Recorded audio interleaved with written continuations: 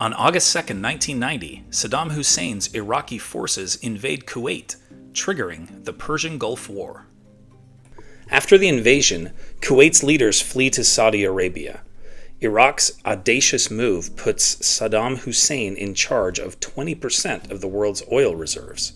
The United Nations Security Council unanimously denounces the invasion and demands Iraq's immediate withdrawal from Kuwait. On August 6th, the Security Council imposes a worldwide ban on trade with Iraq. 3 days later, Operation Desert Shield begins as U.S. forces race to the Persian Gulf at the request of Saudi Arabia. The U.S. leads the 39-nation coalition, which is eventually made up of some 700,000 troops. In November, the UN Security Council authorizes the use of force against Iraq if it does not withdraw from Kuwait by January 15, 1991. When Hussein refuses to withdraw by the deadline, Operation Desert Storm begins the following day, on January 16th. Aircraft from the U.S.-led military coalition pounds targets in and around Baghdad as the world watches the events transpire on live TV.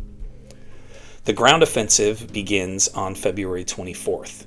Iraq's outdated and poorly supplied military is rapidly overwhelmed. 4 days later, a ceasefire is declared, effectively ending the crisis.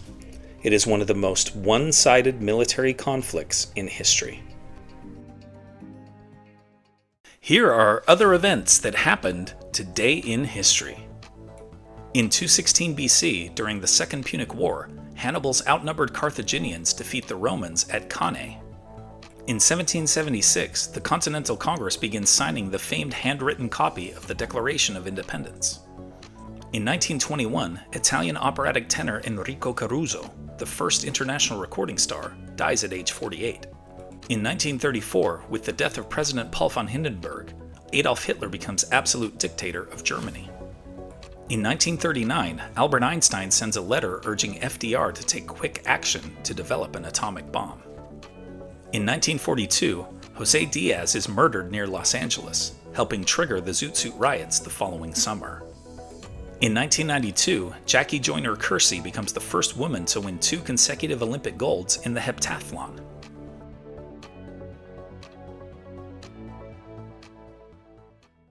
And now it's time for our Today in History quiz. When did the BAA and the NBL merge to form the NBA? 1944, 1949, 1954, or 1959? Think you know the answer?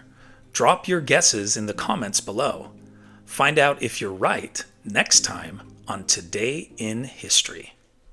You made it through Today in History. Nice work. Now treat yourself. Click the video on the right for what happened yesterday in history. Still can't get enough? The link on the left's got the whole playlist buffet. Want to make history a daily habit? Click my face in the middle to subscribe.